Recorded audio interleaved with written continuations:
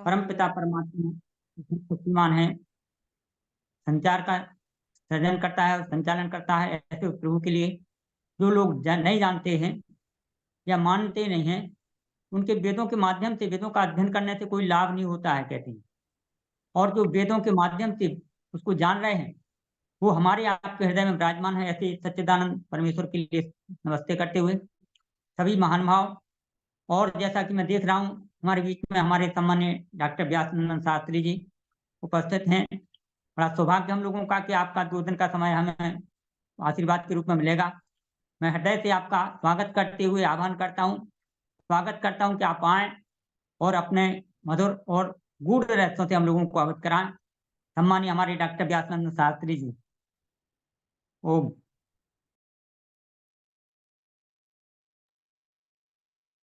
ओम विश्वानि देव सवितर्दुरितानि परासुव यद्भद्रं तन्न आसुव। हे देव सवितर्विश्वकर्ता शुद्ध तेज महान हो, दुरितानि दुर्गुण दुर्व्यसन से दूर करते प्राण हो।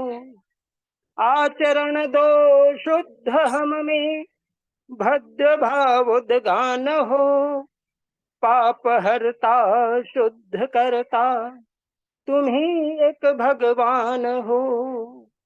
ओम अग्ने नयति पथाराये अस्मान् विश्वानि देव वयुनानि विद्वान् युयोध्यस्मज्जुहुराणमेनो भूयिष्ठान्ते नमोक्तिं विधेम। हे अग्नि ज्योतिर्मय स्वामी हमें सुपथ पर सदा बढ़ावो। हम हो धनी सुसंपत ज्ञानी सदा ज्ञान के शिखर चढ़ावो। पाप कुटिल और दुष्कर्मों से दूर रहो कल्याण है। करें प्रार्थना हम सब उसकी, वह ओम सबसे महान है। शांति शांति शांति। भारत को समझो अभियान के अंतर्गत चल रहे आर्यों का महाकुंभ के सम्मानीय संचालक हमारे मित्रवर आर्य रत्न श्री लखनलाल जी आर्य और आर्य समाज महरौनी के सम्मानीय प्रधान और विषय को अग्रसरित करते हुए आह्वान करने वाले आदरणीय प्रधान मुनिवर आर्य वानप्रस्थी जी, पुरुषोत्तम वानप्रस्थी जी, आपको सादर नमन। और इसके साथ ही साथ प्रोफेसर डॉक्टर वेद प्रकाश जी शर्मा और माता चंद्रकांता जी आर्या, माता दया आर्या जी, सुमन आर्या जी बिहार, और इसके साथ ही साथ बड़ा ही सुंदर भजनों से उपकृत कर रही बहनें, सभी विद्वत मंडल, मातृशक्ति एवं देवजू। आज का विषय सबको ज्ञात है कि हम वेदांग पर चर्चा करेंगे, लेकिन वेदांग को समझने के पहले आप सबों को यह समझ लेना है कि वेद का अंग ही वेदांग है। वेदस्य अंगानि वेदांगानि, अर्थात वेद के जो अंग हैं उसी को वेदांग कहते हैं। तो इस बीच में जितने भी श्रोता मंडल बैठे हुए हैं सबको यह ज्ञात है कि ज्ञान की दृष्टि से, भाव की दृष्टि से यदि देखा जाए तो वेद एक ही है। इसलिए वेदस्य शब्द का प्रयोग अंग में आया है, एक वचन का प्रयोग आया है। लेकिन विषय की दृष्टि से उसके 4 भाग बन जाते हैं, 4 उसके नाम हो जाते हैं, ऋग्वेद, यजुर्वेद, सामवेद एवं अथर्ववेद। और उसके अंदर अनंत ज्ञान का भंडार हम सब पाते हैं मंत्रों में। इसलिए मैत्रायणी उपनिषद के अंदर ऋषि आवाज उठाते हैं कि वेदः कस्मात्, वेद कैसे हम जानेंगे, वेद क्या है। तो वो कहते हैं अनंता वै वेदाः, वेद तो अनंत है, अर्थात उनके अंदर अनंत ज्ञान का भंडार भरा पड़ा है। तृण से ब्रह्मांड पर्यंत ज्ञान का भंडार वेदों में निहित है, इसलिए वेद को अनंत संज्ञा भी ऋषियों ने मानी है। लेकिन महर्षि देवध्यान जी महाराज ने ऋग्वेद आदि भाष्य भूमिका और सत्यार्थ प्रकाश वेदों के भाष्य में उन्होंने वेदों को परमात्मा से ही निश्चित माना है। बहुत सारे विदेशी विद्वानों ने वेद को ऐतिहासिक दृष्टि से मानने की कोशिश की। हमारे देश के विद्वानों में जिन्होंने भाष्य किया है, सायण, महिधर, उबट, स्कंद स्वामी, वेंकट माधव, इन भाष्यकारों ने वेद को ऐतिहासिक दृष्टि से देखने का प्रयास किया है, जिसका घोर खंडन महर्षि दयानंद करते हैं कि इतिहास जब बना ही नहीं और वेद सृष्टि के आदिकाल में परमात्मा के ही ज्ञान के रूप में हमें प्राप्त हुए, तो फिर इसमें इतिहास को ढूंढने की कतई आवश्यकता नहीं है। इसलिए वेदों में इतिहास नहीं है। ब्राह्मण ग्रंथ, आरण्यक, उपनिषद आदि में हमारे वैदिक काल के इतिहास छिपे हुए हैं, उनको इस रूप में जानना चाहिए। और वेदांग साहित्य को पढ़ने से ये सारी बातों की जानकारी हमें प्राप्त होती है कि इतिहास कब से चला, हम यज्ञों के विधान किस रूप में करें, किस काल में करें, इत्यादि इत्यादि बातों की जानकारी हमें वेदांग साहित्य से प्राप्त होती। लेकिन ध्यान रखें, वेद के अंग जहां वेदांग हैं, इसका मतलब हुआ कि वेद रूपी पुरुष को यदि मान लिया जाए तो उसके अंदर 6 अंग निर्धारित ऋषियों ने किए हैं। और महर्षि पाणिनि इसके बड़े ही विख्यात ऋषि हुए हैं, जिन्होंने पाणिनीय शिक्षा के अंदर 6 वेदांगों के नाम गिनाए हैं और उनके अंगों को भी गिना दिया है। छंदः पादौ तु वेदस्य, हस्तौ कल्पोत पठ्यते, ज्योतिषा महीनं चक्षुः, निरुक्तं श्रोत्रमुच्यते, शिक्षा घ्राणं तु वेदस्य, मुखं व्याकरणं स्मृतं, ततसांगमधीत्यैव ब्रह्मलोके महीयते। यह श्लोक बड़ा प्रसिद्ध है। यह कहता है कि वेद का जो पैर है वह छंद है, और दोनों आंखें कल्प हैं, दोनों हाथ कल्प हैं, निरुक्त कान है, मुख व्याकरण है, और सांस नाक जो है वह शिक्षा है, और इसके साथ ही साथ ज्योतिष जो है वो आंख है। इस ढंग से वेद रूपी पुरुष की कल्पना करते हुए इन्होंने शब्द को हल्का बना दिया है कि हम इन इन अर्थों से इन इन ज्ञान को हम समझने की कोशिश करते हैं।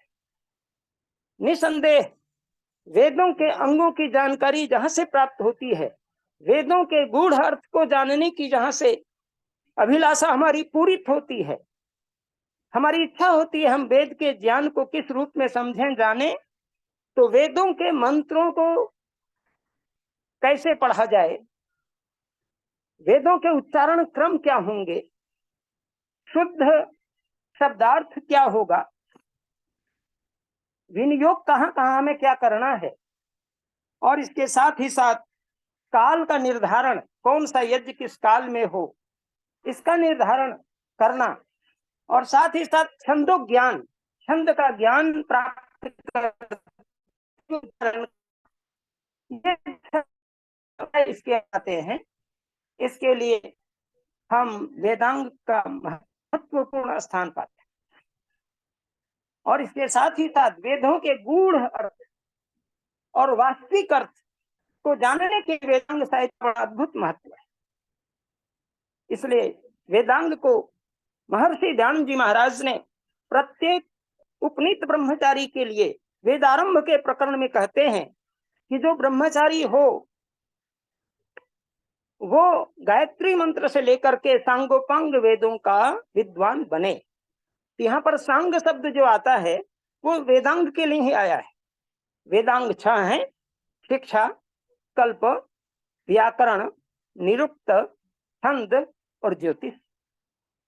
ये 6 अंग हैं, और इन 6 अंगों को क्या क्या कहना चाहिए इसके बारे में हम लोगों ने स्पष्ट सुन लिया है, और अब एक एक का मैं प्रयास करता हूं कि उसको इस सीमित समय में आपको कुछ जानकारी दे पाऊं।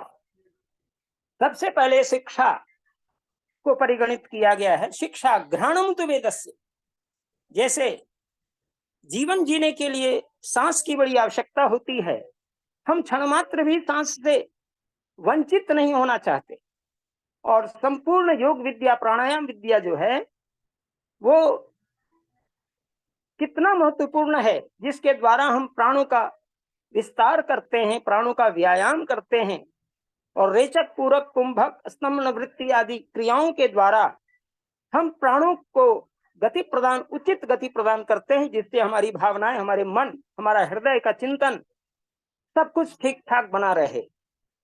ये सारी चर्चाएं जब हम शिक्षा के अर्थ में प्राप्त करने लगते हैं तो लगता है कि इसके बिना जीवन अधूरा सा हो जाता है। जैसे श्वास के बिना जीवन चलना मुश्किल, उसी प्रकार शिक्षा इतना महत्वपूर्ण है कि उसके जाने बिना हमारा जीवन अधूरा सा लगता है। इसमें शिक्षा हमें शिक्षित तो कर देती है, लेकिन हमारी संस्कृति हमें संस्कारित करती है, ये जानना चाहिए। इसलिए दोनों पक्षों को लेकर के वेदांगों में विशेष वर्णन आए हैं, और इन्हीं वेदांगों के वर्णनों को देखते हुए जो वर्णोच्चारण की शिक्षा प्रारंभ की जाती है कि जो छोटे बच्चे हैं, जो माँ की गोद में हैं, उनको कौन सा वर्ण कहाँ से उच्चरित करना चाहिए, इसके लिए जो ग्रंथ बनाए गए हैं ऋषियों के द्वारा, उसका नाम है शिक्षा ग्रंथ।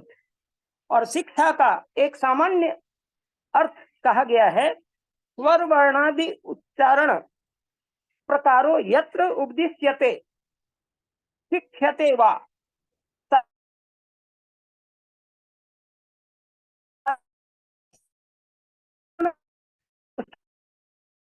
के प्रकार है, उस ग्रंथ का नाम शिक्षा है। और शिक्षा का जो उद्देश्य है वो वर्णोच्चारण की शिक्षा के साथ देव, और इसके साथ ही साथ किस वर्ण का क्रम, किस वर्ण का कहां से उच्चारण किया जाए, इस पर भी विशेष चिंतन जहां पर मिलता है, उसको हम शिक्षा ग्रंथ में पाते हैं। महर्षि देवदयान जी महाराज ने एक छोटी सी पुस्तिका लिखी है, वर्णोच्चारण शिक्षा। शायद आप लोग देखे होंगे। ये वर्णोच्चारण शिक्षा जो है वो वर्ण का कैसे उच्चारण किया जाए, इसकी पूरी शिक्षा हमें माँ के गोद में मिल जाना चाहिए। और माँ विदुषी होगी तो हम कवर्ग का उच्चारण कहाँ से करेंगे, चवर्ग का कहाँ से उच्चारण करेंगे, तवर्ग का कहाँ से उच्चारण करेंगे, तवर्ग का कहाँ से उच्चारण करेंगे, पवर्ग का कहाँ से उच्चारण करेंगे, यकार का कहाँ से उच्चारण होगा, उकार का कहाँ से उच्चारण होगा, इत्यादि यहाँ की माताओं बहनों ने अपनी गोद में ही बच्चों को सिखा दिया करती। और ऐसा वर्णन मिलता है हमारे वैदिक इतिहास काल में। जो हमारी श्रृंखलाएं आगे बढ़ी उसमें मदालसा नाम की माता का वर्णन है, जो अपनी गोद में बच्चों को इतना सुंदर बना देती थी कि बाल्यकाल में ही इतनी ऊंची शिक्षा दे देती थी कि वह घर के माया मोह से ऊपर उठकर संन्यास्त हो जाने की प्रक्रिया को पूर्ण कर लेता। एक नहीं 4-4 संतानों को ऐसा बना चुकी थी।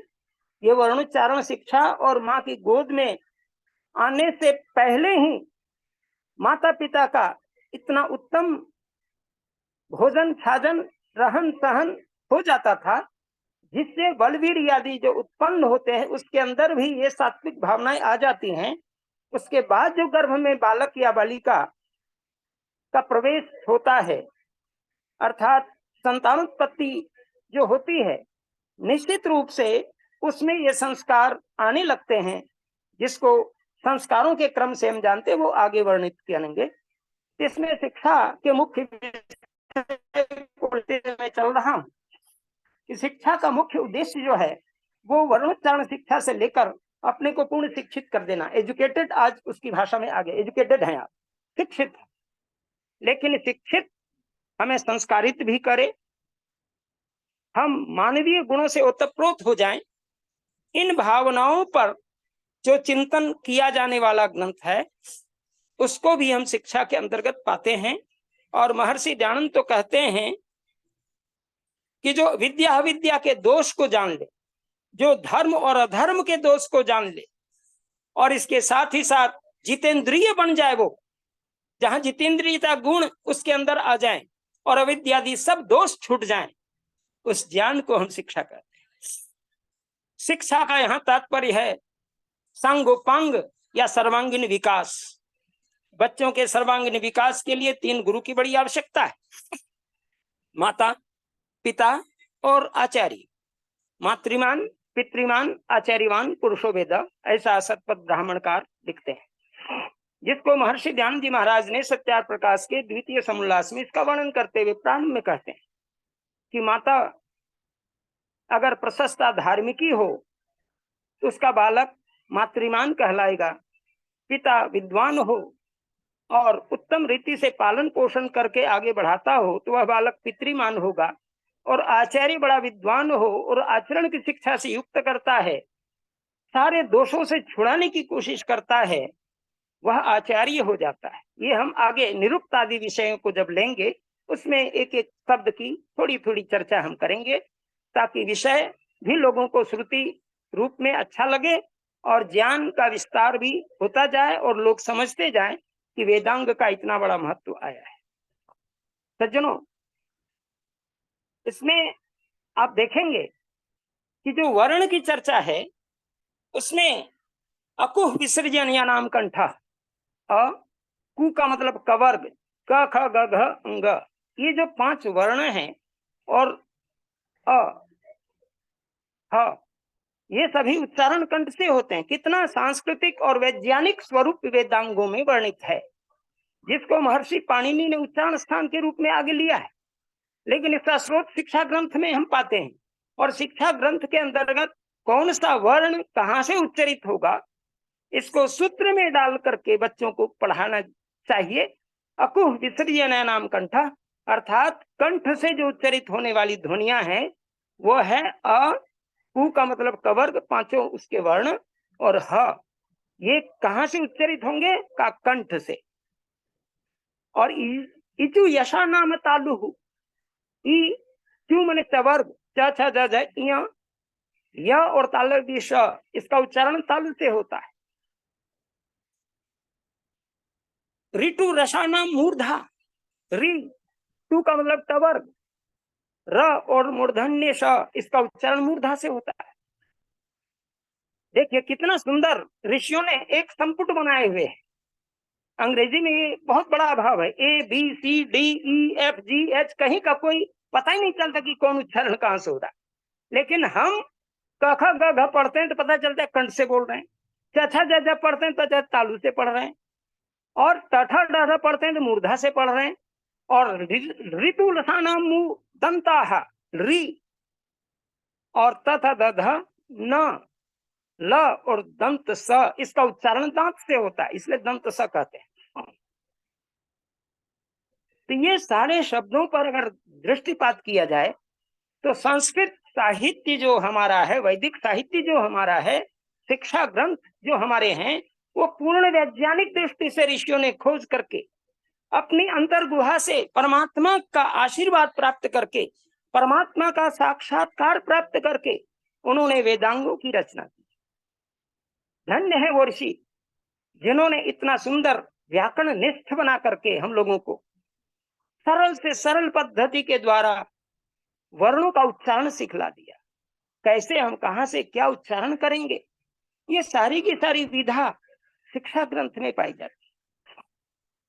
इसलिए आवश्यक है कि हम शिक्षा ग्रंथों के माध्यम से इन वर्णों के उच्चारण विधियों को सीखें, और वर्णों के उच्चारण विधियों को सीख करके हम शुद्ध उच्चारण करना सीखें। जब शुद्ध उच्चारण होगा तो निश्चित रूप से हमारा बहुत बड़ा कल्याण हो जाएगा, और बहुत बड़ा जब कल्याण ही होगा तो हम परमात्मा से जुड़ जाएंगे, और परमात्मा आत्मा का ज्ञान जहाँ होता है वही न मुक्ति है, वही आनंद है। इसलिए वेदांग साहित्य का रसास्वादन हमें करने की आवश्यकता है, और इसलिए मैंने आज के विषय को लिया है। और इसके साथ ही साथ दूसरा है, शिक्षा के बाद तब आता है, और शिक्षा में भी पाणिनीय शिक्षा है, याज्ञवल्क्य की शिक्षा है, पराशर शिक्षा है। इन ऋषियों ने जो अपने अपने ढंग से शिक्षा को वर्णित किया है, उसको शिक्षा ग्रंथ के नाम से जाने गए हैं, उन ऋषियों के नाम से जाने गए हैं। याज्ञवल्क्य की शिक्षा, पाणिनीय शिक्षा, पराशर शिक्षा, है ना, लागत शिक्षा इत्यादि इत्यादि। तो यहाँ पर देखते हैं कि किस प्रकार से वर्णों का उच्चारण हो, कैसे कैसे लोग अच्छा से मधुर स्वर में बोलें, कैसे हम उसको अच्छी प्रकार जाने, ये सारे के सारी विधियों की जहां पर पूर्ण व्याख्याएं प्राप्त होती हैं, और बड़ा आनंद में डूबने लगता है व्यक्ति। अक्षर ब्रह्म उसी को कहते हैं, अर्थात उस परमात्मा जो अक्षर है, जो नाश रहित है, अविनाशी है, वैसे परम तत्व को अक्षरों से जुड़ करके उसको जानने की कोशिश करते हैं। तभी तो योगीराज कृष्ण ने गीता के अंदर कहा है, ओम इत्येकाक्षरं ब्रह्म व्याहरण मान अनुस्मरण यह प्रयाति त्यजन देहन स याति परमाम गतिम। ऐसे शिक्षित व्यक्ति को जो शिक्षा शास्त्र में डूब जाता है, उनके उच्चारण क्रम में डूब जाता है, और तदनुरूप वेदों के मंत्रों का उच्चारण करके पढ़ता है, स्वर उदात्त अनुदात्त स्वरित का ध्यान करके पढ़ता है, वह धन्य धन्य हो जाता है। और इतनी बड़ी उनकी आनंद की प्राप्ति होने लगती है कि लगता है कि सर्वस्व हमने पा लिया है, अपने आदर्श को हमने छू लिया है, और अपनी वाणी को हमने आज पवित्र कर दिया है। क्योंकि परमात्मा की वाणी वेद है, और वेद के मंत्रों को जब सस्वर रूप से पाठ करके शुद्ध ज्ञान की प्राप्ति करने लगते हैं, तो वेदांग साहित्य का महत्व सिर पर चढ़कर बोलने लगता है। निश्चित रूप से वेदांग साहित्य में ये सारी चर्चाएं मैं शिक्षा के संदर्भ में कर रहा हूं, और शिक्षा के संदर्भ में जब ऐसी बात की जाए तो निश्चित रूप से महर्षि दयानंद सरस्वती का द्वितीय समोल्लास चरितार्थ होता है। अथ शिक्षायाम व्याख्या सामा, मैं शिक्षा के विषय में बात करूंगा, व्याख्यान करूंगा। ऐसा शिक्षा को इसलिए उन्होंने लिया, और अक्षर को इसलिए उन्होंने पूरे सत्याप्रकाश के प्रथम समोल्लास में अक्षरों के विषय में, किन किन अक्षरों से कौन कौन ब्रह्म के नाम बनते हैं उसका भी, और उसके कैसे उच्चारण किए जाएं, कौन सी शिक्षाएं कितनी लाभकर होंगी, इत्यादि बातों की जानकारी उन ग्रंथों के माध्यम से प्राप्त होने लगता है। तो शिक्षा का ये बहुत बड़ा महत्व है। और शिक्षा के बाद जो है वो कल्प का स्थान आता है। कल्प को कहते दोनों हाथ। कल्प का मतलब होता है दोनों हाथ। कौन कौन सा हाथ क्या क्या करे, और किस रूप से कल्प को हम जान पाए, इसके लिए हमें आवश्यक है कि हम कल्प को समझें। कल्प का मतलब होता है जहां पर वैदिक यज्ञों के करने का विधान आया है।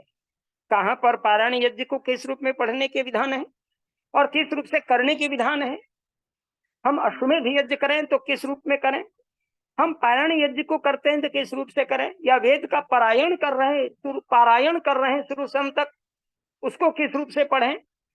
और इसके अलावे जो यज्ञों के विधान पूरे वर्णित हैं, उसको कल्पसूत्र कहा गया है। और कल्पसूत्र को इस रूप में जब व्यक्ति समझता और जानता है, उसका अद्भुत ज्ञान की बढ़ोतरी होने लगती है, और उसका रसास्वादन करते हुए मन जो है तृप्त होने लगता है। ये कल्प शास्त्र को कई ढंग से उसके 4 प्रकार माने हैं। कहीं श्रोत्र सूत्र के रूप में, कहीं धर्म सूत्र के रूप में, कहीं शुल्ब सूत्र के रूप में। इस तरह से सूत्र साहित्य का बड़ा, और कहीं पर गृह सूत्र के रूप में। कल्प सूत्र के 4 भाग यहाँ पर मिल जाते हैं कि हम धर्म सूत्र के द्वारा हम किन किन आचरणों के द्वारा हम किन किन संस्कारों को किन किन रूपों में कर सकते हैं, किन किन यज्ञों को कहाँ कहाँ किस विधि का विनियोग करते हुए हम कर सकते हैं, इत्यादि विषयों का आकलन कल्पसूत्र करता है। और विशेष रूप से जो धर्मसूत्र हैं, और उसके पहले श्रोत्र सूत्र आता है, श्रुति वेद को कहते हैं, और वेद से संबंधित जो ग्रंथ हैं उसको श्रोत सूत्र कहा गया है। और श्रोत सूत्र के अंतर्गत किन किन विद्याओं के द्वारा हम श्रुति विषयक माने वेद लोग कहते हैं श्रोत यज्ञ कर रहे हैं। श्रोत यज्ञ का मतलब वैदिक यज्ञ, हम वैदिक यज्ञ कर रहे हैं। और वैदिक यज्ञ के क्या विधान होंगे, तुल्व सूत्र के अंदर उसमें वर्णित है। आज का जो ज्यामिति विज्ञान है, ज्यामिति गणित को कहते हैं, जिसको हम ज्योतिष ज्यामिति शास्त्र कहते हैं, और मैथमेटिक्स भी उसके अंदर है, गणित शास्त्र, गणित विद्या और गणित में ही ज्यामिति अर्थात जो ज्योमेट्री है उसको भी हम शुल्ब सूत्र में देखते हैं। धर्म सूत्र में कौन कौन से आचरण के द्वारा हम किन किन यज्ञों को किस रूप में हमारा आचरण होगा, हमारा उपवास किस रूप में होगा, हम क्या खा करके यज्ञ करेंगे, हम कितने समय तक यज्ञ में बैठ करके यज्ञ का विशाल स्वरूप को ग्रहण करेंगे, उसके लाभ को ग्रहण करेंगे, कौन कौन सी सामग्रियां उसमें चयन होंगी, किन किन कालों में कौन कौन सा यज्ञ होगा, इत्यादि इत्यादि वर्णनों का जहां पर विज्ञान भरा पड़ा है उसको कल्प विज्ञान कहते हैं। और कल्प विज्ञान के जो हमारे ऋषि हैं, जिसको कात्यायन ने कल्पसूत्र की विशेष व्याख्या की है, और ऋषि कात्यायन ने इस पर बहुत बड़ा काम किया है। स्रोत सूत्र के अंदर आपस्तम स्रोत सूत्र भी आता है, और इसी में गृहसूत्र का वर्णन जब देखेंगे तो गृहसूत्रों के अंदर जहां पर 16 संस्कारों की चर्चा है, जहां पर विविध यज्ञों की चर्चा है, जहां पर गृह निर्माण की चर्चा है, जहां पर गृह प्रवेश की चर्चा है, और साथ ही साथ जहां पर गृहसूत्रों के बाद हम संस्कारों को भी अच्छी प्रकार से समझने की कोशिश करते हैं, और अच्छी प्रकार से समझते हुए हम संस्कारों के महत्व को भी जानते हैं। ये सारी चर्चाएं कल्पसूत्र में हमें प्राप्त होती है, धर्मसूत्र में हमें प्राप्त होती है। और यही धर्मसूत्र जो कल्पसूत्र ये उसी के अंतर्गत आते हैं, शुल्ब सूत्र भी उसी के अंतर्गत आते हैं, श्रोत सूत्र भी उसी के अंतर्गत आते हैं, और गृहसूत्र भी उसी के अंतर्गत आते हैं। कल्पसूत्र के 4 भाग बने हुए हैं, और इन चारों भागों के द्वारा विषय के अनुकूल हम चयन कर लेते हैं कि हम कौन सा यज्ञ कर रहे हैं, कि कौन सा नैमित्तिक यज्ञ कर रहे हैं, जिसको संस्कार यज्ञ कहते हैं। ये काल किस समय कौन सा नामकरण, जैसे महर्षि ध्यान लिखते हैं कि नामकरण संस्कार जो है उसका काल जानना चाहिए, जन्म के बाद 10 रोज छोड़कर 11वें दिन में नामकरण करना चाहिए। ये ज्ञान जो है हमारा स्रोत सूत्र में वर्णित है, और गृह सूत्र में बहुत अच्छा से वर्णन किया गया है। फिर कहते हैं कि दूसरे 101वें दिन में करना चाहिए। ये जो गणना है ये गृह सूत्र की गणना है। और इसी के साथ ही साथ एक और आगे बढ़ के देखिए, उसके एक और काल नामकरण का बना दिया है, जिसको कहते हैं दूसरे वर्ष के प्रारंभ में जिस दिन बालक का जन्म हुआ हो उस दिन आप बच्चे का नाम दे सकते हैं। तो ये नामकरण संस्कार के 3 अवसर हमें प्रदान किए गए हैं, और तीनों अवसर को इस रूप में हम गृह सूत्रों में पाते हैं। आश्वलायन गृह सूत्र और पारस्कर गृह सूत्र, ये गृह सूत्र के 2 भेद हो जाते हैं, आश्वलायन और है ना, आश्वलायन और पारस्कर। ये गृह सूत्र ऋषियों के नाम से बने हैं, और ऋषियों ने बनाए हैं, इसलिए इनके नाम ऋषियों के नाम से प्रसिद्ध हो गए हैं। इसलिए इन ऋषियों के महत्व को जानना चाहिए। उनके ऋण से हमें उऋण होने के लिए जो हम लोग पहनते हैं ना, ऋषि के ऋण से उऋण होने के लिए एक ऋषि ऋण भी पहनते हैं। 3 यज्ञोपवीत के अंदर 3 जो धागे हैं, एक जो है वो पितृ ऋण का प्रतीक है, और एक जो है ऋषि ऋण का प्रतीक है, और एक देव ऋण का प्रतीक है। इन तीनों ऋणों से हमें छूटने का संकल्प लेना चाहिए, तभी हमारा यज्ञोपवीत धारण करना सार्थक होगा। और इसी के लिए हमारी वैदिक संस्कृति में यज्ञोपवीत धारण का महत्व दिया है। ये धार्मिक चिन्ह है और सांस्कृतिक चिन्ह है। इसके द्वारा हम वैदिक होते हैं, वैदिक कर्मकांड के ज्ञान के लिए उद्यत होते हैं। इसलिए आर्य समाज के अंदर जो भी सदस्य या धार्मिक बन करके कुछ काम करना चाहते हैं तो यज्ञोपवीती होना चाहिए, शरीर को यज्ञोपवीत से युक्त होना चाहिए। लेकिन एक आश्रम है संन्यास जिसमें इनकी आवश्यकता, यज्ञोपवीत आदि सूत्रों की आवश्यकता नहीं, शिखा सूत्र से रहित हो जाते हैं वो। इसलिए गृहसूत्र के वर्णन जो भी है वो 3 आश्रमों के लिए विशेष रूप से है। उसमें ब्रह्मचर्य आश्रम, वानप्रस्थ आश्रम और गृहस्थ आश्रम के पहले ब्रह्मचर्य आश्रम, फिर गृहस्थ आश्रम और वानप्रस्थ आश्रम, इन 3 आश्रमों में गृहसूत्रों का विशेष वर्णन प्राप्त है। 3 आश्रमों को द्योतित किया गया है। तो सज्जनों, ये बात मैंने इस रूप में बताने की कोशिश की है। उसके बाद आइए, शिक्षा कल्प के बाद व्याकरण का स्थान आता है। व्याकरण के बारे में बड़ा अद्भुत चिंतन है। व्याकरण एक शास्त्र के रूप में यहाँ पर देखा गया, और शास्त्र के रूप में देखने से पता चलता है कि व्याकरण शास्त्र वह शास्त्र है जो शब्दों का विशेष ज्ञान कराता है, प्रकृति प्रत्यय पर हमें चिंतन करने के लिए विवश कर देता है। इसलिए व्याकरण के विषय में कहा गया है व्याक्रियन्ते व्युत्पाद्यन्ते शब्दा अनिति व्याकरणम। और वेदांग की दृष्टि से मुखम व्याकरणम स्मृतम कहा गया है। मुख जो है वो व्याकरण है। तो मुख के बिना जैसे व्यक्ति मूक हो जाता है, उसी प्रकार से हम कुछ बोल पाने में अक्षम हो जाते हैं यदि हम व्याकरण शास्त्र को ठीक से नहीं पढ़ते हैं। इसलिए व्याकरण शास्त्र को खूब मन से मनोयोग पूर्वक पढ़ना चाहिए, तभी उसका विशेष लाभ हमें प्राप्त होने लगता है। इसलिए व्याकरण के विषय में कहा गया है कि इसके 2 पार्ट हैं, 2 भाग हैं, एक लौकिक व्याकरण और एक है वैदिक व्याकरण। लौकिक व्याकरण में संस्कृत व्याकरण जो आज पढ़ाई होती है कॉलेजों के अंदर, और वैदिक व्याकरण भी कॉलेजों में हम लोग पढ़ाते हैं। तो वैदिक व्याकरण यूनिवर्सिटी और कॉलेजों में जब हम क्लास करते हैं तो वहां पर वैदिक व्याकरण का मतलब है प्रातिशाख्य विषयों को पढ़ाना।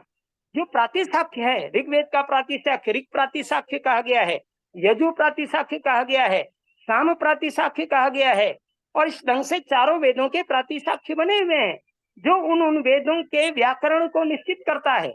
इसलिए उसको वैदिक व्याकरण कहते हैं। और वैदिक व्याकरण में लौकिक व्याकरण से अंतर पा जाते हैं। जैसे एक मैं उदाहरण देता हूं, जैसे देवः देवौ देवाः,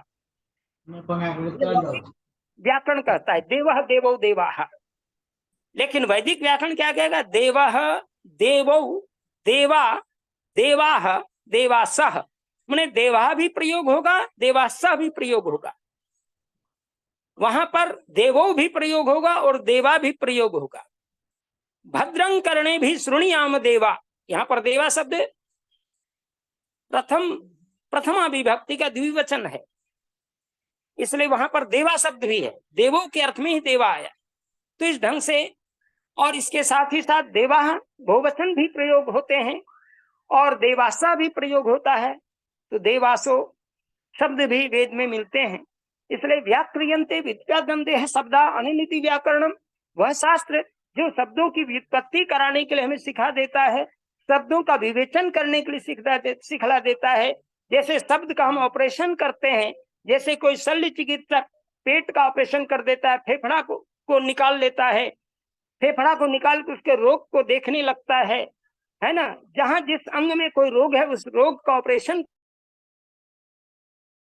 इसी प्रकार शब्दों का भी ऑपरेशन करने के लिए अगर जिस शास्त्र की आवश्यकता पड़ती है उसको बहुत छिन्न भिन्न करके उनके अर्थों को विवेचित करके देखने की जहां आवश्यकता पड़ती है उसको हम व्याकरण शास्त्र कहते हैं। और यही व्याकरण शास्त्र इतना महत्वपूर्ण हो जाता है कि उसको मुख कहा गया। व्याकरण वेद का मुख है, उसके बिना हमारा ज्ञान जो है अपूर्ण हो जाएगा।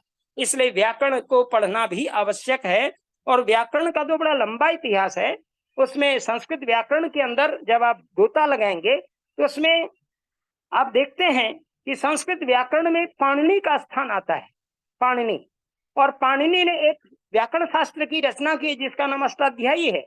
अष्टाध्यायी के अंदर 3997 सूत्र हैं, लगभग 4000।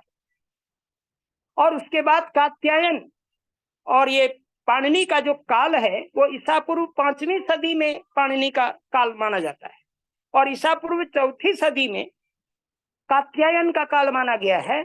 और कात्यायन जो है वो पाणिनि से जो कुछ छूट गई बातें उनको वो बड़े अनुशासन और आदर पूर्वक उच्चारण करते हुए सूत्र का निर्धारण करते हैं, उसको कहते हैं कात्यायन कृत वार्तिक। और उसके ईसा पूर्व 150 वर्ष पहले एक महान पतंजलि नाम के ऋषि हुए, जिन्होंने इसी कात्यायन के सूत्रों पर और पाणिनि के सूत्रों को विशेष ढंग से बड़ा ही बहुमूल्य चित्रण करते हुए, बहुमूल्य वर्णन करते हुए एक विशाल व्याकरण शास्त्र की रचना की है, जिसको महाभाष्य कहते हैं।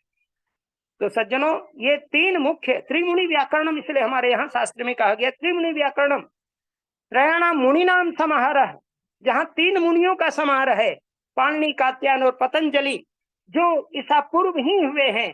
उन ऋषियों का कितना बड़ा उपकार है कि हम लोगों को शब्द ज्ञान करवा दिया है। वृद्धि राधे चेदें गुण इको गुण वृद्धि न धातु के किंति च दिव्य विटाम हलो अंतरा संयोग मुखनासिका वचनो अनुनासिका इत्यादि इत्यादि। और अंत में 4000वां सूत्र या 3997वां सूक्त जो है ऐसा किया। इस ढंग से सूत्रों के द्वारा पूरा शब्द विज्ञान को, शब्द शास्त्र को वैज्ञानिक दृष्टि से इतना सुंदर ढंग से रचा पचा दिया है कि हम इनको पढ़ करके बड़ा ही आनंदित होने लगते हैं।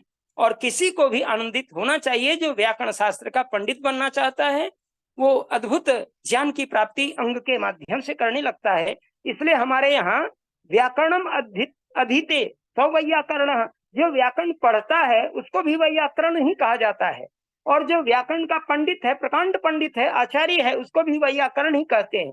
कितनी समतुल्यता है, सबको समान अधिकार रूप से शब्दों का चयन करना बताता है कि हम व्याकरण पढ़ते हैं तो भी हम वैयाकरण हो गए, और व्याकरण शास्त्र का पंडित बन गए तो भी हम वैयाकरण कहलाते हैं। तो पाणिनि और कात्यायन और पतंजलि के पूर्व भी कोई वैयाकरण हुए ही कि नहीं, जिन्होंने शब्दों का विशेष चयन और मनन चिंतन करके वेदों की ओर इंगित करने का मुख्य प्रयास किया है।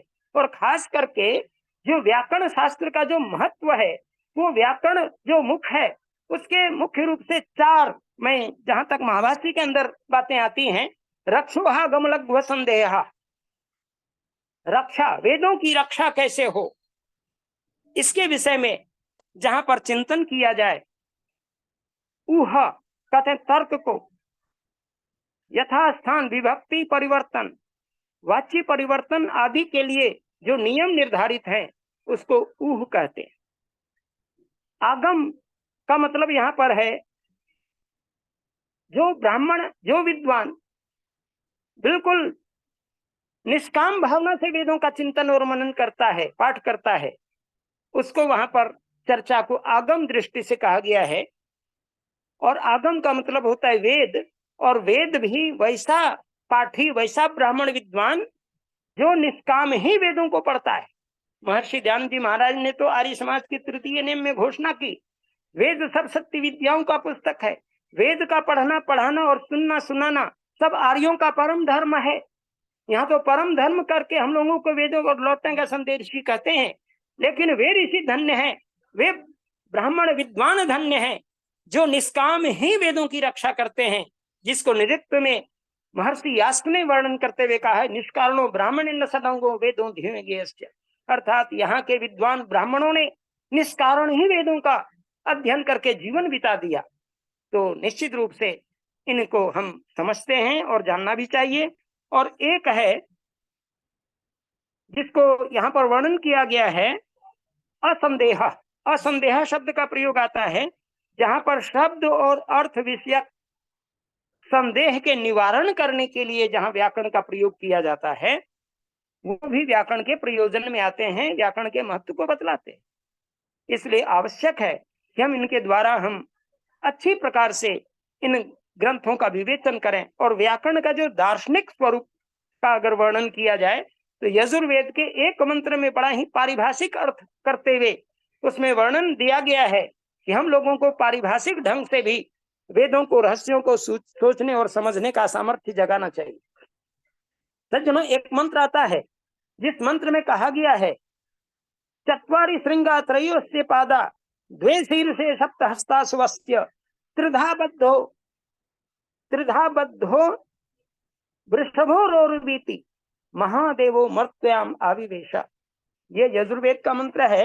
यजुर्वेद के चौथे अध्याय का 98 का तीसरा मंत्र है, ऋग्वेद का है, क्षमा करें, ऋग्वेद है। जैसे ही हम सूक्त का वर्णन किए तो ये तो ऋग्वेद में सूक्त है, यजुर्वेद में सूक्त है ही नहीं। इसलिए ऋग्वेद का 4:58-3 मैंने चतुर्थ मंडल के 98 सूक्त का तीसरा मंत्र है, जो बड़ा ही अद्भुत है। इसका सरल अर्थ मैं करता हूँ, उसको व्याकरण की दृष्टि से घटा के देखेंगे, बड़ा मजा आ जाता है। इसका सरलार्थ है चत्वारी श्रृंगा त्रयो अस्यपादा। उस वृषभ देव के 4 सिंग हैं, 3 पैर हैं, 2 शीर्षे 2 सिर हैं और 7 हाथ हैं, त्रिधाबद्ध 3 जगह बंधा हुआ है। ऐसा जो रोरवीति गरजता हुआ इस मर्त्य लोक में मानो उतरा है, उस वृषभ देव की चर्चा इस वेद मंत्र में बड़ा सुंदर ढंग से समझाया गया। सज्जनों, मैं इसको बिल्कुल व्याकरण की दृष्टि से घटाकर बोल रहा हूं, क्योंकि व्याकरण विषय चल रहा है और व्याकरण विषय में शब्द को ब्रह्म माना गया है और यहाँ पर ब्रह्म की चर्चा है।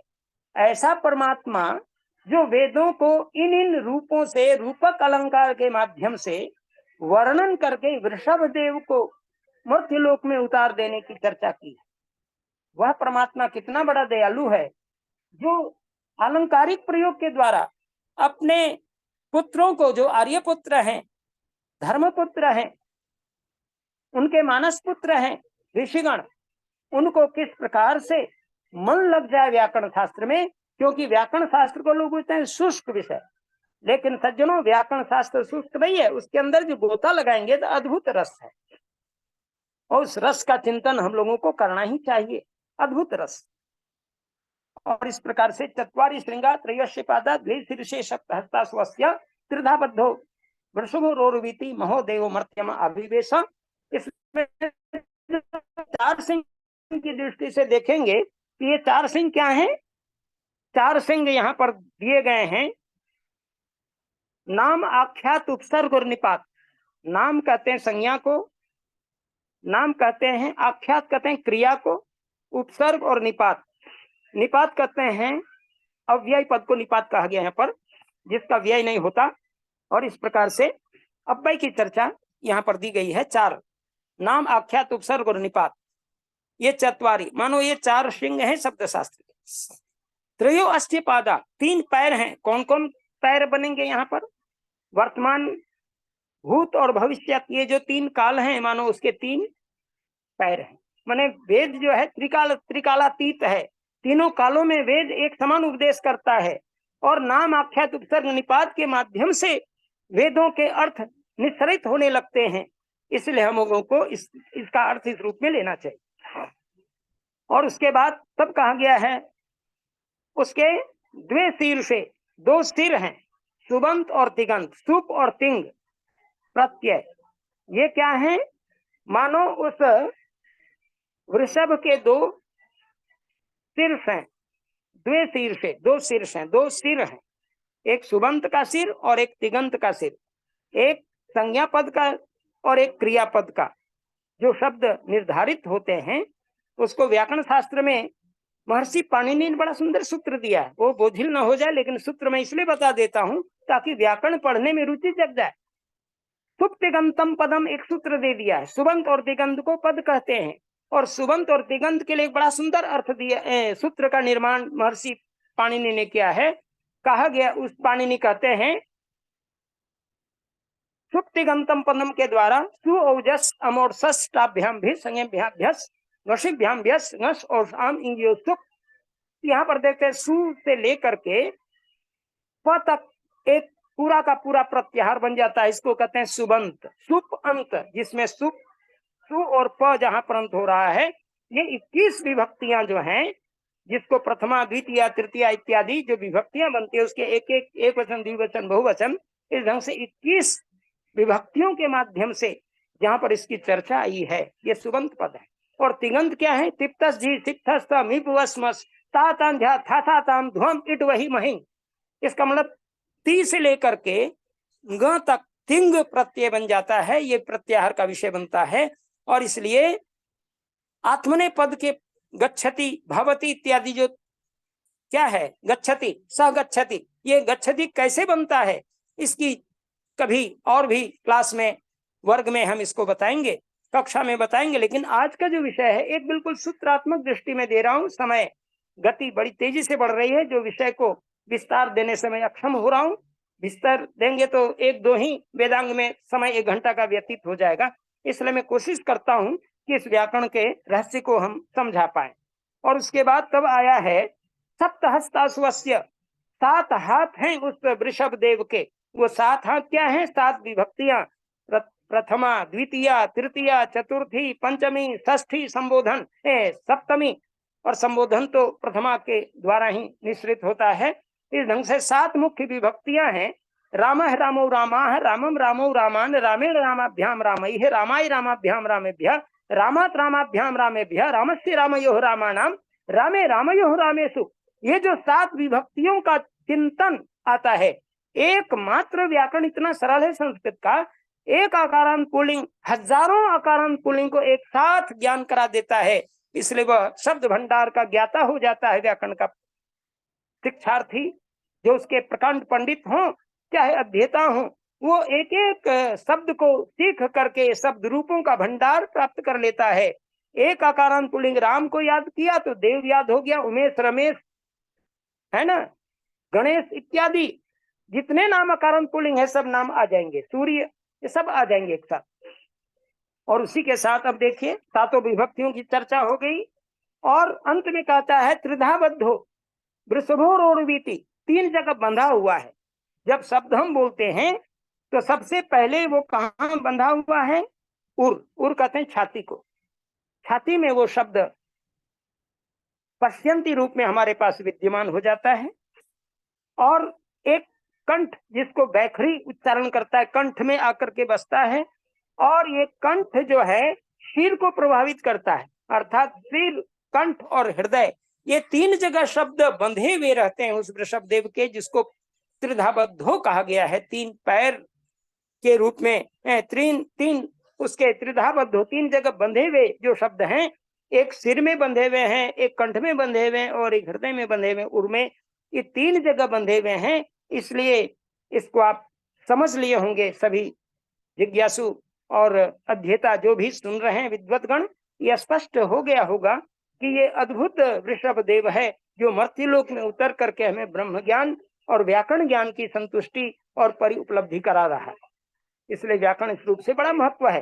एक कथा आती है व्याकरण के संदर्भ में कि एक पिता जो है वो पुत्र को समझाता है कि बेटा तुम व्याकरण कम से कम पढ़ लो, और कुछ पढ़ो या ना पढ़ो। कहते हैं यद्यपि नाधीशे पुत्र तदपि पठपुत्र व्याकरणम, यदि तुम कुछ अधिक नहीं पढ़ सकते तो ऐ पुत्र तुम व्याकरण को पढ़ लो, क्योंकि व्याकरण जब पढ़ोगे तो तुम शब्दों के अंतर को जानोगे। जैसे सकल और शकल, सकल का मतलब संपूर्ण होता है, और शकल उच्चारण कर दिया जाए तो उसका हो जाएगा खंड, 2 खंड में बंटना शकल होता है, टुकड़ा। और सकृत, सकृत, सकृत का मतलब होता है एक बार, और सकृत का मतलब हो जाएगा विष्ठा, मैला।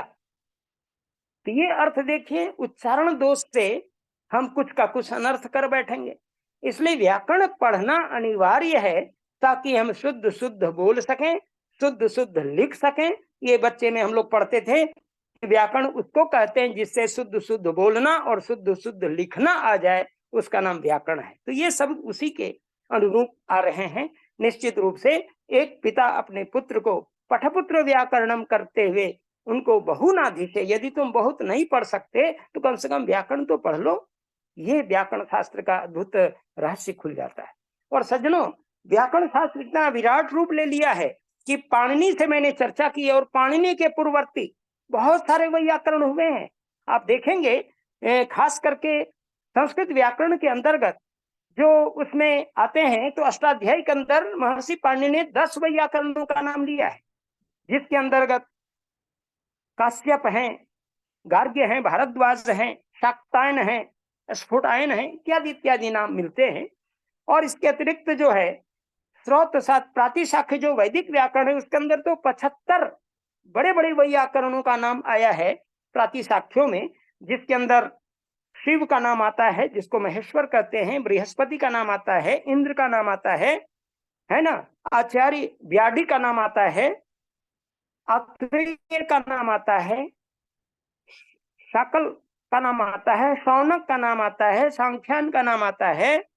इस ढंग से 75 बड़े बड़े व्याकरणों का नाम आता है वैदिक व्याकरण के अंदर का। तो आप जानेंगे कि शंकर जो बहुत बड़े व्याकरण थे, उन्होंने 14 सूत्रों को बना करके पूरा का पूरा शब्द को व्याकरण निहित कर दिया। एक सूत्र बड़ा सुंदर हम लोग रटते थे गुरुकुल में जब पढ़ते थे, ऐ उण री लिरिक ए ओंग ऐ औच है वरट लण य गणनम झभय गणदस जब गणदस ख फ छ ठ त चटताओ कपाय शस्त्रहल। ये जो 14 माहेश्वर सूत्र है, इसको पढ़ने और देखने से बड़ा आनंद मिलता है, लगता है क्या बोला जा रहा है, लेकिन अद्भुत जैसे डमरू की आवाज होती है उस ढंग से ऐ उण री लिरिक ए ओंग ऐ औच है वरट लण य मंगणनम झभय गणदस जब गणदस थ फ छ ठ थ चटताओ कपाय शस्त्रहल। ये 14 माहेश्वर सूत्र हैं जो शिव ने इसको स्पष्ट कर दिया है। तांडव लोग कहते हैं ना, शिव जी तांडव करते थे, तो तांडव जो तांडव ब्राह्मण आप पढ़ेंगे तो ये माहेश्वर सूत्र की झलक वहां पर मिलती है। और व्याकरण शास्त्र में तो माहेश्वर सूत्र पर बहुत काम हुआ है, और उसी माहेश्वर सूत्र को लक्षित करते हुए पूरा का पूरा सूत्र जो बंधा हुआ है। जैसे वृद्धि रादैच पढ़ते हैं तो वृद्धि रादैच का मतलब होता है वृद्धि संज्ञा होती है आदैच की, आ और ऐच की, आ और ऐच का मतलब ऐच ऐ औच ऐ और औ का और आ का ये वृद्धि संज्ञा होती है। तो खैर विस्तार में हम नहीं जाना चाहते, केवल इतना समझ लें कि व्याकरण शास्त्र जो है वो पढ़ने पढ़ाने में और वेदों की रक्षा में, संदेह को मिटाने में बहुत अद्भुत स्थान प्राप्त किया हुआ है। शिक्षा, कल्प और व्याकरण, उसके बाद छंद। छंद की चर्चा मैं कल करूंगा, लेकिन आज थोड़ी चर्चा मैं कर देता हूं। छंद छादनात्, छंद वही है जो छादन करता है, रक्षा करता है। जैसे हम ग्रीष्म काल में चलते हैं छाता लगा करके तो हमें गर्मी से राहत मिल जाती है, और वर्षा काल में छाता लगा के चलते हैं तो वर्षा से हमें राहत मिल जाती है। तो वर्षा और धूप से जैसे हमें छत्र बचाता है, उसी प्रकार से शब्दों का क्या अर्थ, भावपूर्ण अर्थ छिपा हुआ है, इसको छंद के उच्चारण मात्र से अद्भुत ज्ञान की प्राप्ति होने लगती है। हम गायत्री छंद पढ़ते हैं, हम त्रिष्टुप छंद पढ़ते हैं, हम जगती छंद पढ़ते हैं, हम पंक्ति छंद पढ़ते हैं, हम अनुष्टुप छंद पढ़ते हैं। तो ये छंद विज्ञान जो है ये अद्भुत है। लगध का जो ज्योतिष है, और खास करके छंद जो है वो छंद शास्त्र, वो अद्भुत विज्ञान भरा पड़ा है इस छंद शास्त्र के अंदर। और छंद शास्त्र के जो प्रकांड पंडित हुए हैं हमारे यहाँ, जिसको पिंगल, आचार्य पिंगल के नाम से जाना जाता है, और आचार्य पिंगल ने छंद शास्त्र की रचना की। वैद में तो छंदो मंजरी बन गई, वृत्त रत्नाकर, और ये क्या नाम है, रत्न छंद शास्त्र के अनेक छोटे छोटे ग्रंथ बच्चों के लिए बने हैं। लेकिन वस्तुतः ये अद्भुत विज्ञान का आधार मिल जाता है छंद के द्वारा, ताकि हम वेद के अंदर जो भी रहस्य है, उनके अर्थों का जो विज्ञान और भाव है, उनको हम छंदोबद्ध पढ़ेंगे तो उसकी अनुभूति हृदय में होने लगती है, भावना में होने लगती है कि हम कौन सा वेद किस छंद में पढ़ रहे हैं। उसके अर्थों की अनुभूति परमात्मा देने लगते हैं छंद के माध्यम से। इसलिए छंद भी बहुत ही सुंदर विज्ञान का रूप ले लेता है। और छंद के बाद जो है ज्योतिष का स्थान आता है, निरुक्त का स्थान आता है। निरुक्त जो है 5वां वेदांग है। निरुक्त कहते हैं निघंटु आदि जो ग्रंथ हैं यास्काचार्य के द्वारा, जो वेद के कान के रूप में माने गए हैं, और छंद वेद के पैर के रूप में माने गए हैं। अगर पैर के बिना जैसे कोई व्यक्ति लंगड़ा हो जाता है, वो चल फिर नहीं सकता, उसी प्रकार वेद के पढ़ने के लिए हमें छंद का ज्ञान थोड़ा हो जाए तो हम गायत्री मंत्र गायत्री छंद में पढ़ने लगते हैं। विश्वानि देव सविता दुरितानि परासुव यद भद्रं तन्नासुव, ये 24 अक्षर की गायत्री उसमें साफ आ जाती है। और गायत्री मंत्र जो तत्सवितुर्वरेण्यम भर्गो देवस्य धीमहि धियो यो न प्रचोदयात्, ये 23 अक्षर की निश्चित गायत्री बन जाती है। और अनुष्टुप में 8 चौका 32 अक्षर उसमें अनुष्टुप में आते हैं, 4 पाद में। इस ढंग से वार्णिक छंद और एक मात्रिक छंद, ये 2 प्रकार के छंद बनते हैं। मात्रिक छंद जो है ये लौकिक व्याकरण में, लौकिक साहित्य में पढ़ा जाता है। लौकिक व्याकरण ये आपको नाटक आदि में जो या श्लोकों में जो छंद निर्धारित किए हैं, जैसे मालिनी है, शालिनी है, मंदाक्रांता है, श्रगधरा है, शार्दुल विक्रीडित है, उस ढंग से पढ़ा जाता है। जैसे मैं शार्दुल विक्रीडित का एक छंद बोल रहा हूँ और शिखरणी छंद है, उस शिखरणी को भी मैं बोल देता हूँ एक, ताकि श्रुति मधुर लगे। शिखरणी छंद में मैं महर्षि दयानंद के गुणगान को कर रहा हूँ। दयाया आनंदो निवसति परा सत्वविदितः सरस्वत्याग्रे निवसति मुदा सत्यनिलया इयं ख्यातिर्यस्य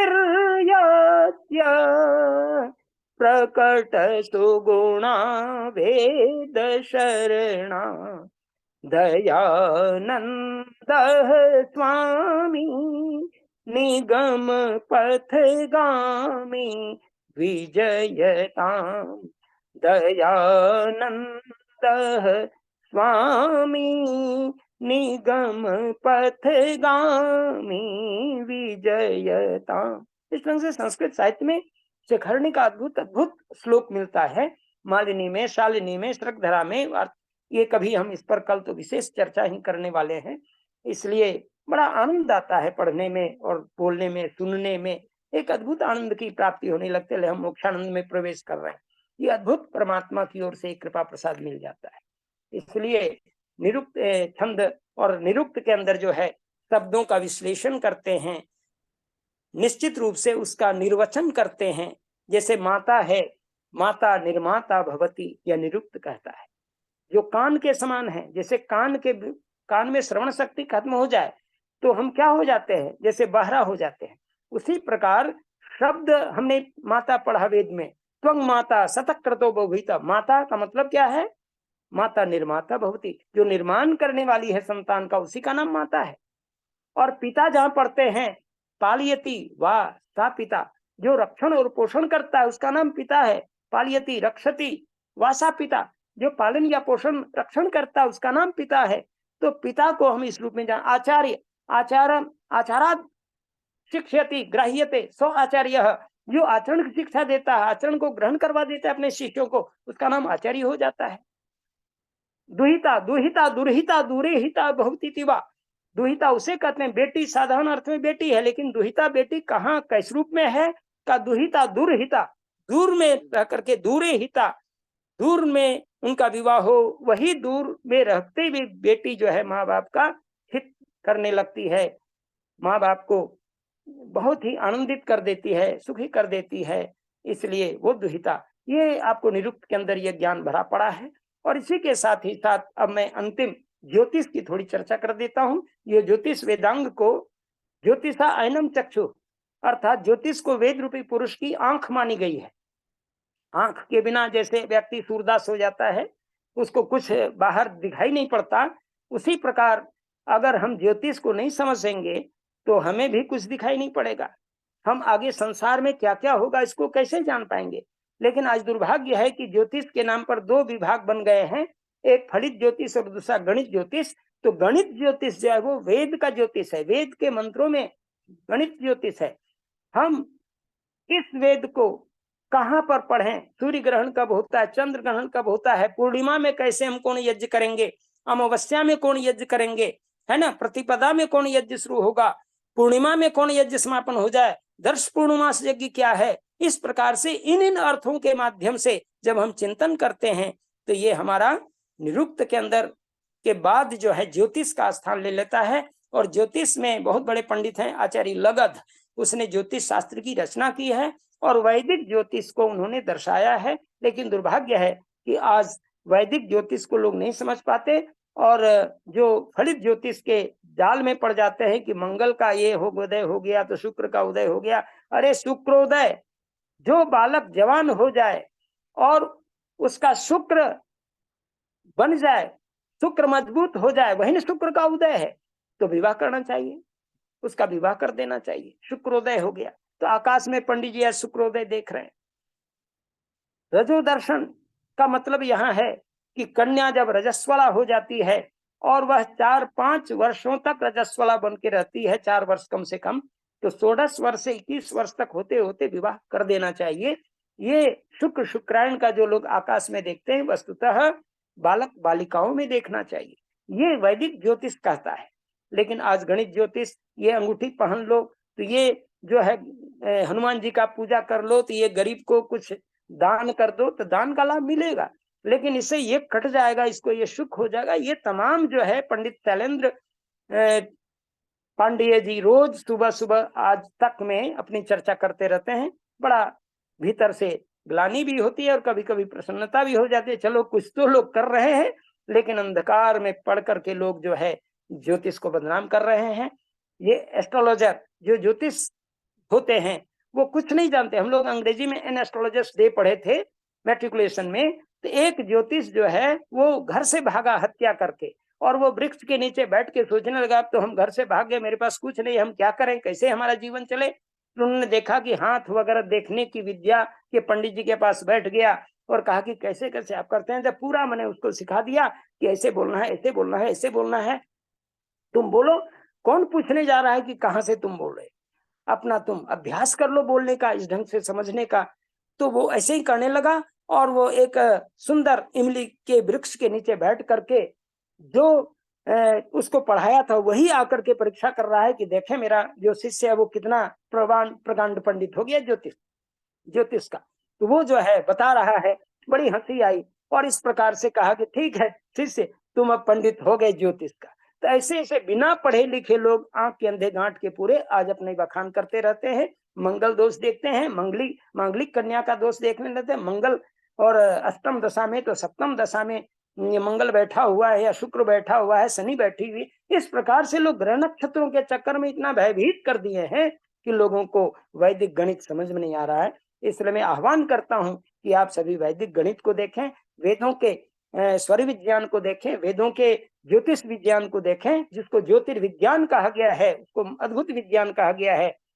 सूर्य चंद्र ग्रहण आदि का चक्र आज विज्ञान सम्मत है बातें, ये सब वेद के अंदर हैं। पृथ्वी की क्या स्थिति है, वार्षिक गति क्या है, दैनिक गति क्या है, ये सारी चर्चाएं ज्योतिष के अंदर मिलती हैं। सज्जनों, समय मेरा पूरा हो गया है, मैं अपनी वाणी को यहीं पर विराम देता हूं और परमात्मा से प्रार्थना करता हूं कि वेदांग साहित्य के रहस्य को हम लोग खूब मन लगा करके समझें, जानें और अच्छा आनंद की प्राप्ति उससे कर लें, तो हमारा बोलना सार्थक होगा। इन्हीं शब्दों के साथ मैं बहुत बहुत धन्यवाद और बधाई देता हूँ। ओम शांति शांति। आइए एक टिप्पणी ले लूँ केवल सुधीर कुमार जी की। सुधीर कुमार जी, प्रेम प्रकाश शास्त्री जी, प्रेम प्रकाश जी। जी हाँ, आदरणीय शास्त्री जी को मेरा सार गर्भित और यथा योग्य नमस्ते, प्रणाम, अभिवादन सारे मेंबर्स को। बड़े ध्यान से जो है वो आज सुना और बड़ा सार गर्भित लेक्चर हुआ, और जो आपने नियम बताए हैं उनमें से अभी शायद 2 की चर्चा अभी थोड़ी बाकी होगी, वो कल हम सुनने का कोशिश करेंगे। विशेष कुछ आज केवल शुभाशीष और शुभकामनाओं को देने के अलावा मेरे पास आज कोई प्रश्न भी नहीं है और प्रश्न उपज भी नहीं रहा है। आपने बड़े, यूँ कहना चाहिए कि विस्तार से सब चीजें बताई हैं, और विस्तार से बताने में ये एक लाभ होता है कि किसी भी तरह का प्रश्न का समाधान स्वतः हो जाता है। इन्हीं शब्दों के साथ में फिर से शुभकामनाओं को प्रदान करते हुए बहुत बहुत धन्यवाद और सभी का अभिवादन।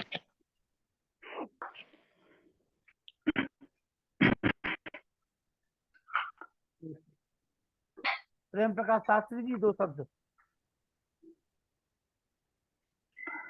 ओम, सभी को सादर नमस्ते। नमस्ते।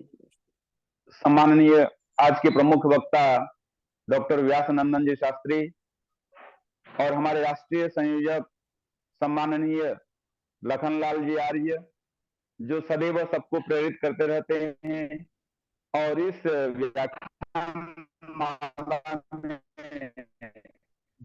जुड़े हुए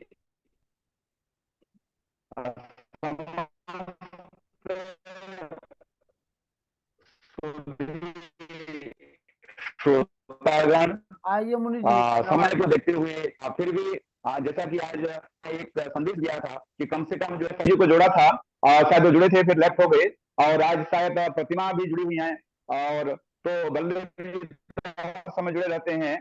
तो मैं अधिक न कहते हुए यही कहूंगा कि आज सम्माननीय डॉक्टर नंदन जी ने बहुत ही सुंदर मार्मिक और मनोवैज्ञानिक जो व्याख्यान दिया है, विशेष तौर पर वेदांग के ऊपर। तो यह व्याख्यान निश्चित रूप से जो है हम सभी के ज्ञान को बढ़ाने वाला है। और एक मुझे एक छोटा सा दोहा याद आता है कि पान सड़े घोड़ा अड़े विद्या विसरी जाए, जगरी पे रोटी जले चेला कौन उपाय। तो जो हम इस व्याख्यान माला में जुड़ते हैं तो बहुत सारी बातें जो है हमको याद आ जाती हैं और हमारा ज्ञान वर्धन होता है। तो इसीलिए डॉक्टर साहब को मैं बहुत बहुत धन्यवाद आभार व्यक्त करता हूँ। समस्त जो भी सुधीजन हैं सभी को नमन करते हुए मैं अपनी बात को विराम देता हूँ। लखनलाल जी से निवेदन करता हूँ कि प्रतिमा जी जुड़ी हुई हैं, उनसे जो है या तो एक भजन सुन लें तो ज्यादा अच्छा होगा। आइए प्रतिमा जी, जी आइए जुड़ी हुई है। प्रतिमा जी, आइए प्रतिमा जी, गुरुकुल देहरादून, प्रतिमा जी।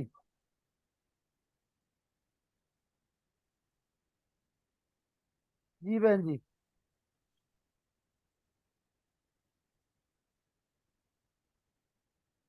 जी आवाज आ रही है, बोलिए।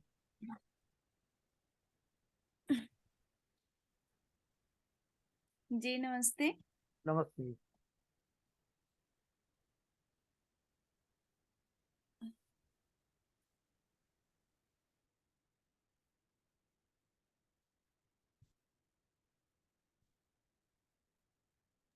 बोलिए प्रतिमा जी। हाँ जी बोलिए, नेटवर्क प्रॉब्लम। जी जी।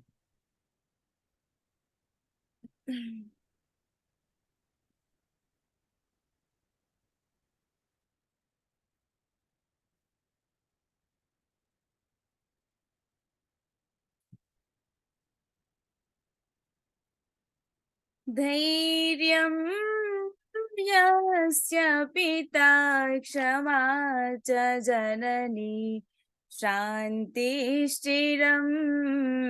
गेहिनी, सत्यं मित्रमिदं दया च भगिनी, भ्राता मनः संयमः, शय्या भूमितलं दिशोऽपि वसनं, ज्ञानामृतं भोजनं, ह्येते यस्य कुटुम्बिनो वद सखि, कस्माद्भयं योगिनः, कस्माद्भयं योगिनः।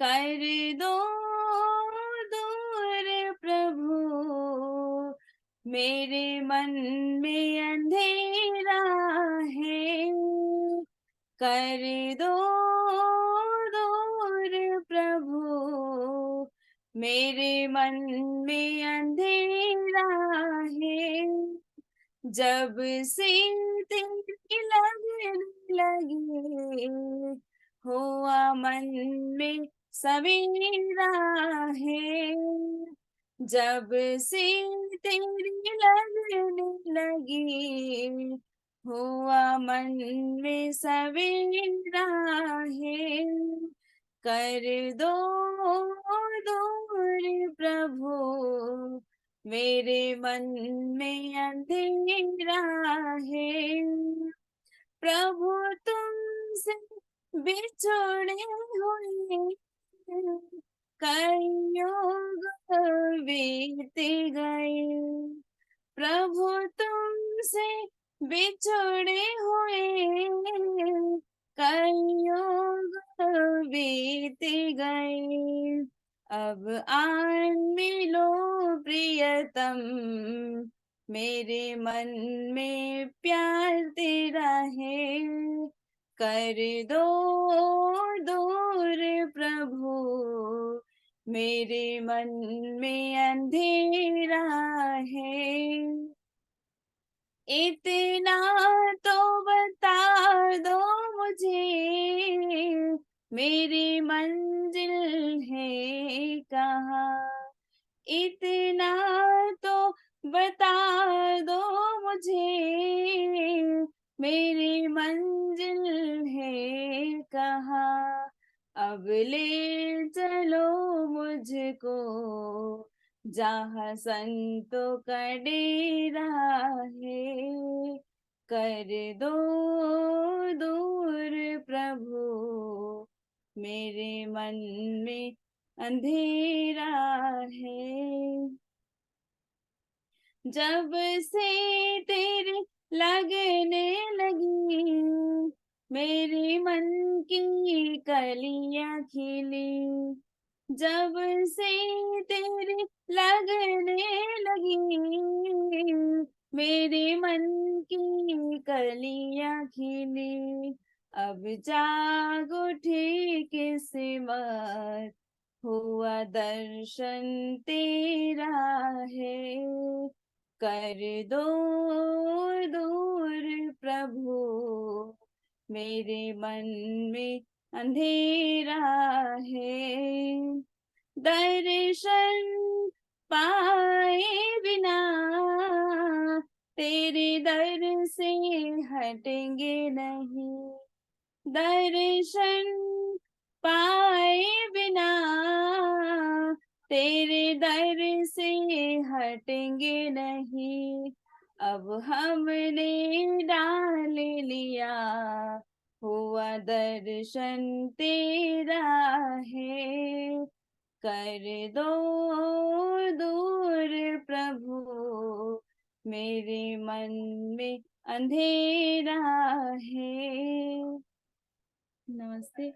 आज बहुत अच्छा लगा, आज व्याकरण के विषय में पढ़े, और बहुत दिनों बाद मैं भी थोड़ा बिजी हो गई थी, बाहर हूँ तो टाइम नहीं मिल पाता था मेरे को। आज अच्छा लगा पढ़ के व्याकरण के विषय में। जैसे उन्होंने बताया है कि वो छंदः पादौ तु वेदस्य, हस्तौ कल्पोऽथ पठ्यते, ज्योतिषां मयनं चक्षु निरुक्तं श्रोत्रमुच्यते, शिक्षा घ्राणं तु वेदस्य, मुखम व्याकरणम श्रुतम, जो बताया उन्होंने बहुत अच्छा लगा। और चत्वारि श्रृंगा त्रयोस्य पादा, जो उन्होंने व्याख्या बताया, मुझे बहुत अच्छा लगा। मतलब जब मैं एमए में पढ़ी थी, उसके बाद थोड़ा अभी स्वाध्याय का थोड़ा कम हो गया था, मैं इधर व्यस्त रही बीएड के उसमें, तो आज पढ़ने से बहुत अच्छा लगा। धन्यवाद। नाम नहीं जानती मैं, लेकिन बहुत बहुत धन्यवाद, बहुत अच्छा लगा। व्यापनंद शास्त्री जी हैं वो। आइए शांति पाठ। ओम द्यौः शान्ति अन्तरिक्षं शान्ति पृथिवी शान्तिरापः शान्तिरौषधयः शान्ति वनस्पतयः शान्ति देवः शान्ति ब्रह्म शान्ति सर्वम् शान्ति शान्तिरेव शान्ति सामा शान्तिरेधि। ओम शांति शांति शांति। ओम। जो बोले सो हवे, सत्य सनातन वैदिक धर्म की जय। गुरु बर प्रजानंद की जय। योगेश्वर महर्षि दयानंद की जय। मर्यादा पुरुषोत्तम श्री रामचंद्र की जय। योगेश्वर श्री कृष्णचंद्र की जय। पंडित राम की जय। स्वामी सदानंद की जय। स्वामी आत्मानंद की जय। महात्मा हंसराज की जय। भारत माता की जय। गौ माता की रक्षा हो पालन हो, हरि समाज अमर रहे, वेद की ज्योति जलती रहे, ओम का झंडा ऊंचा रहे, आयु के महाकुंभ और भारत को समझो अभियान की जय। तो विश्व मारियम ध्वनि। ओम। वैदिक अभिवादन सबको नमस्ते जी। ओम सर्वेभ्यो नमः। प्यासनंदन शास्त्री जी, प्रेम सचदेवा जी कह रहे कल भी छंद का गायन करना। चलिए शुभ रात्रि, सभी को सादर नमस्कार।